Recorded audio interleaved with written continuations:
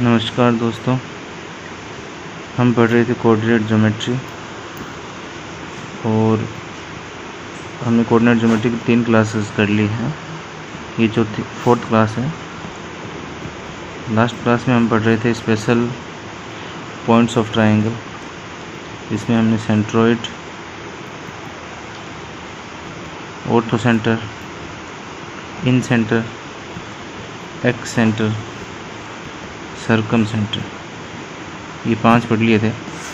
एक लास्ट बचा है 9 पॉइंट सेंटर। ठीक है, तो ये ज़्यादा काम नहीं आता है, फिर मैं आपको इसकी छोटी सी बता देता हूँ 9 पॉइंट सेंटर क्या होता है।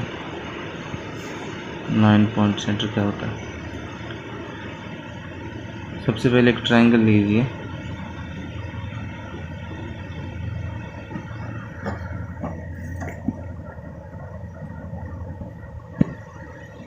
अब इस ट्रायंगल पे एक सर्कल बनेगा, ठीक है, जो कहाँ से गुजरेगा कि हर वर्टेक्स से एक परपेंडिकुलर बनाओ।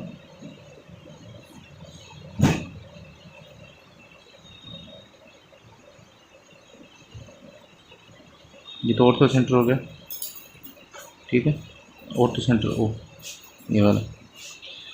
अब एक सर्किल गुजरेगा जो इन 3 पॉइंट से गुजरेगा, ठीक है।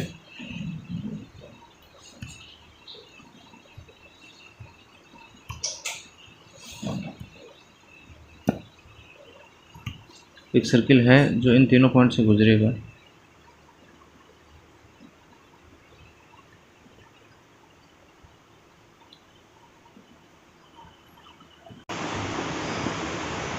तो एक सर्किल है जो इन तीनों पॉइंट से गुजरेगा, साथ ही साथ ये जो साइड्स हैं इनके मिड पॉइंट से भी वो गुजरेगा, ठीक है। इसे इसकी ड्राइंग बनाना थोड़ा सा हार्ड है। एक से यहाँ से गुजरेगा, साथ साथ में इसके मिड पॉइंट को टच करते हुए गुजरेगा। देखते हैं बनता है कि नहीं बनता। सही से नहीं बनेगा। तो देखो क्या क्या कहाँ से गुजरेगा। एक तो फुट ऑफ परपेंडिकुलर से गुजरेगा। फुट ऑफ परपेंडिकुलर मतलब इसका परपेंडिकुलर का पॉइंट ये है, यहाँ से गुजरेगा। Foot of perpendicular plus mid point of sides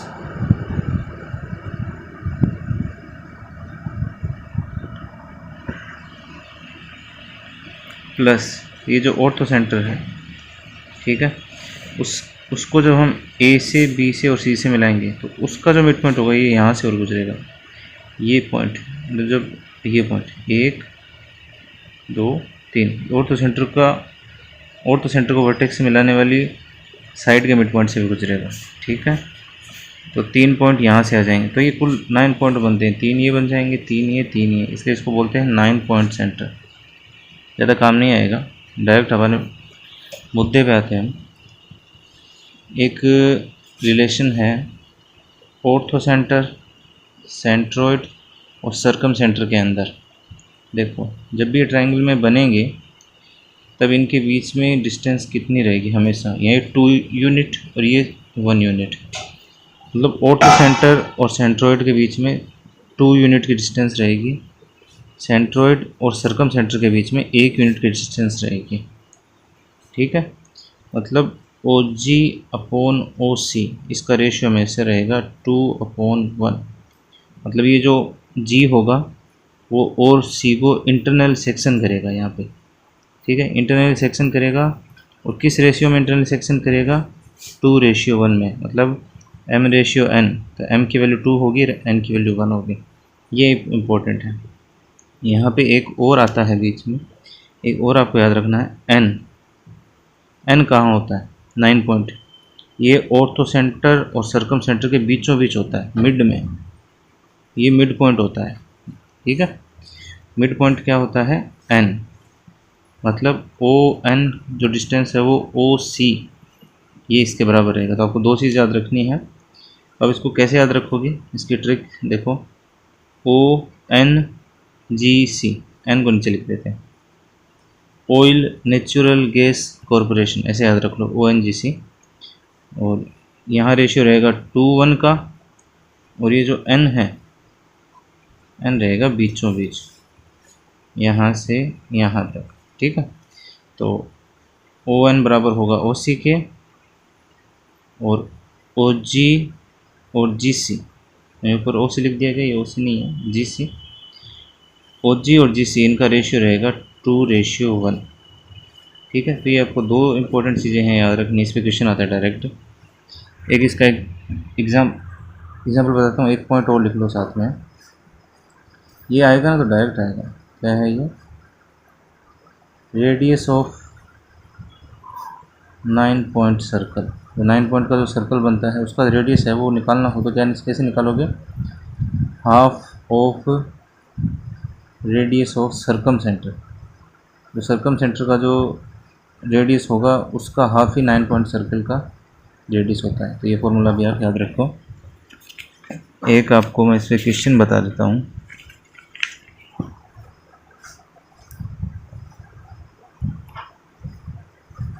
question देखिए, क्वेश्चन का एक ट्रायंगल है जिसका ऑर्थो सेंटर दे रखा है, ऑर्थो सेंटर दे रखा है 1 1, सर्कम सेंटर दे रखा है इसका 3/2 3/4।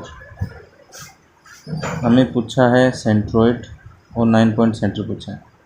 देखो, जब भी ONGC वाला रिलेशन हम पहले निकालेंगे सेंट्रोइड निकालना आसान है, क्योंकि हमें पता है कि जो G होता है वो इसको इंटरनली सेक्शन करता है 2:1 में। ये आपको सेक्शन फॉर्मूला बताया था। ये इसके कोऑर्डिनेट्स मल्टीप्लाई होगा 1, O के कोऑर्डिनेट्स मल्टीप्लाई होगा। तो देखो, G के कोऑर्डिनेट हैं XY, X क्या आएगा? 2 तो उधर मल्टीप्लाई होगा, 2 किससे मल्टीप्लाई होगा? 3/2 से। 2 × 3/2 प्लस 1 मल्टीप्लाई होगा इस 1 से, 1 × 1 अपॉन में आ जाएगा 2 + 1। x की वैल्यू आ जाएगी 4/3। ऐसे अब y की वैल्यू निकालेंगे। 2 मल्टीप्लाई होगा c के y कोऑर्डिनेट से 3/4 से, ये वाला 1 मल्टीप्लाई होगा o के y कोऑर्डिनेट से, आंसर आएगा 5/6। तो सेंट्रोइड क्या आ गया हमारे पास? 4/3 और 5/6, ठीक है। अब 9 पॉइंट पूछा है। 9 पॉइंट क्या होता है? O एंड C का मिड पॉइंट। मिड पॉइंट कैसे निकालते हैं? कोई 2 पॉइंट दे रखा है, उनका मिड पॉइंट निकालना हो तो कैसे निकालेंगे? उनके कोऑर्डिनेट्स का सम करके 2 का डिवाइड कर देंगे। तो x कोऑर्डिनेट निकालना है तो x कोऑर्डिनेट का सम करेंगे पहले। तो O और C, O का x कोऑर्डिनेट है 1, C का x कोऑर्डिनेट है 3/2। तो दोनों कोऑर्डिनेट को जोड़ देंगे, x कोऑर्डिनेट को 2 का भाग दे देंगे, ठीक है। ये आ जाएगा 5/4। y कोऑर्डिनेट को जोड़ के हम फिर से 2 का भाग दे देंगे, ये आ जाएगा 7/8, ठीक है। तो दोस्तों, हमने यहाँ पे जो स्पेशल सेंटर्स होते थे ट्रायंगल के वो सारे पढ़ लिए हैं।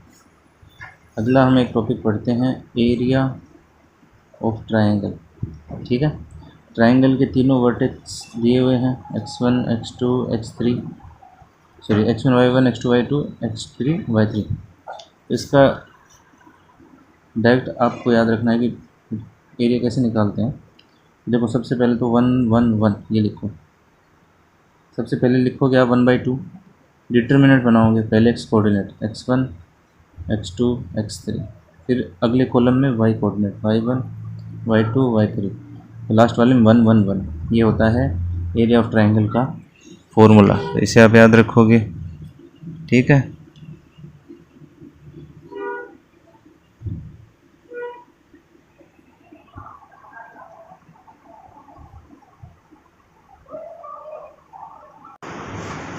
मैं आपको पोलर में भी बता देता हूँ एरिया ऑफ ट्रायंगल क्या होगा। तो पोलर कोऑर्डिनेट में 3 पॉइंट r1 θ1 r2 θ2 ये वर्टिसेस हैं उसके, तो उसका एरिया का फॉर्मूला होता है वही 1/2 होगा सबसे पहले, ठीक है।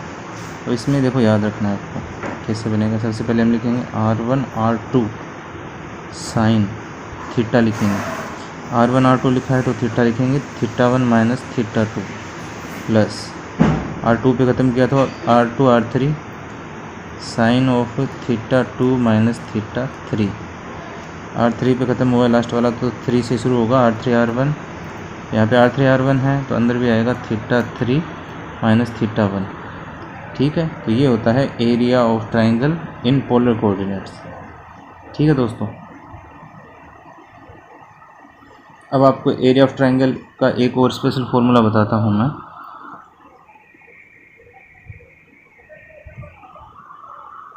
ये आपके कब काम आएगा, जब आपके जो ट्राइंगल है उसके वर्टेक्स नहीं देके साइड्स की इक्वेशन दी हो। ठीक है, a1x b1y प्लस c1 सारी साइड्स की इक्वेशन दी हो, a2x plus b2y plus c2 बराबर 0। तो इसमें ऐसे में क्या होता है, हम पहले क्या करते हैं, इनका इंटरसेक्शन पॉइंट फाइंड करते हैं, फिर इसका इंटरसेक्शन करेंगे, फिर इसका इंटरसेक्शन फाइंड करेंगे, फिर ये एरिया निकालेंगे। तो इतना बड़ा नहीं जाना आपको, डायरेक्ट मैं आपको यहाँ से बताता हूँ एरिया फॉर्मूला क्या होगा। सबसे पहले तो वही 1/2।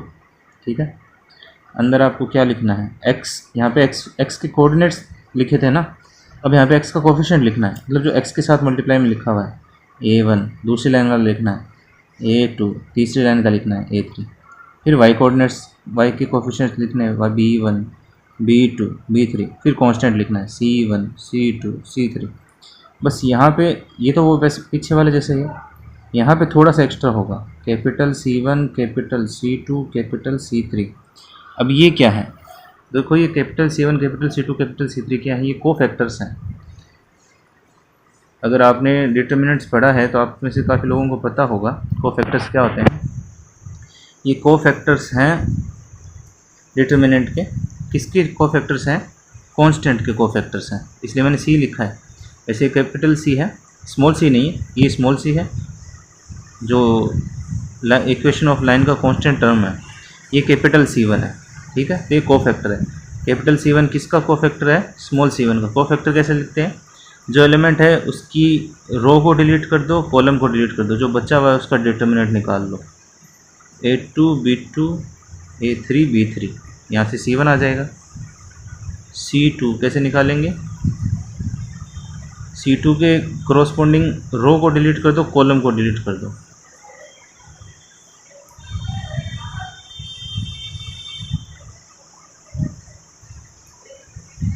ठीक है, C2 के कोरस्पॉन्डिंग कॉलम और रो दोनों डिलीट कर दो, जो बचा है उसका डिटर्मिनेंट निकाल लो। क्या बचा है, a1 b1 a3 b3।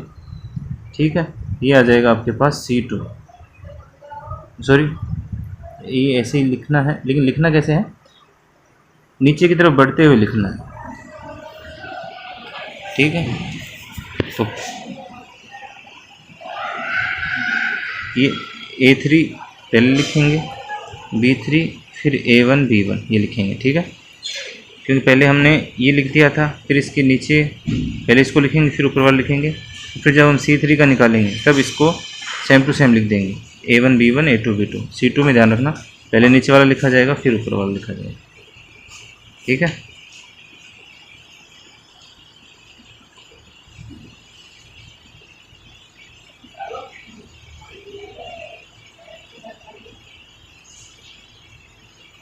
तो C2 में क्या दिक्कत होगी, C2 में ये हुआ कि यहाँ पे जो साइन है वो माइनस का साइन आएगा इसके साथ।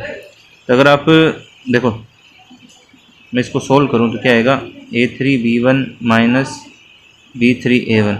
ठीक है, अब मान लो मैं इसको ऐसे नहीं लिखूँ, आप बोलोगे नहीं ऐसे नहीं लिखेंगे, मैं तो वही लिखूँगा, क्या, a1 b1 a3 b3। तो यहाँ पे दिक्कत किसकी आ जाएगी, दिक्कत उस माइनस की आ जाएगी, a1 b3 minus b1 a3। अब कोफैक्टर में क्या होता है कि वो जो साइन होता है वो हम नहीं लेते माइनस वाला, इसलिए यहाँ पे देखो क्या डिफरेंस आ गया, जो ये माइनस की टर्म है वो यहाँ प्लस की होगी, जो प्लस की है वो यहाँ पे माइनस की होगी। तो इसलिए क्या करना है कि या तो आप याद रखो कि इसके साथ माइनस लिखना है, या फिर ये याद रखो कि जो नीचे वाली टर्म है उसको पहले लिखना है और दूसरे वाले टर्म को बाद में लिखना है। ठीक, तो यहाँ पे a3 b3 पहले आएगा, C2 के साथ है, फिर a1 b1 उसके नीचे आ जाएगा। ठीक है,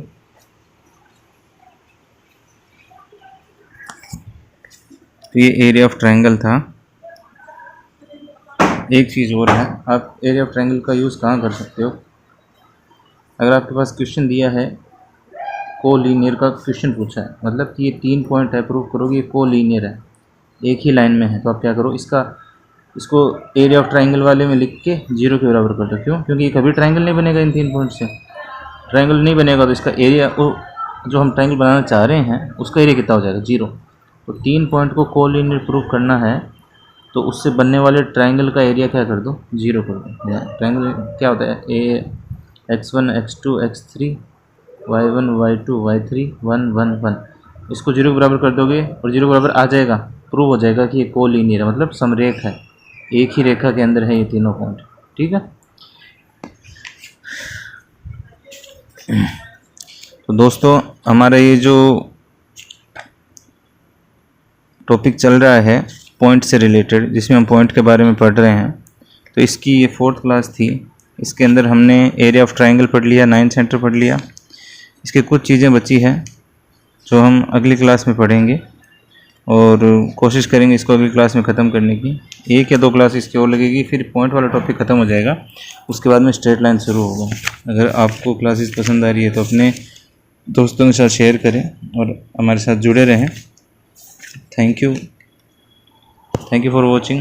मैं हूँ ललित, और अगर आपको क्लास अच्छी लग रही है तो लाइक करो। ठीक है, और कोई सजेशन देना हो तो कमेंट में सजेशन दो कि और कैसे इम्प्रूव की जाए। ठीक है, थैंक यू।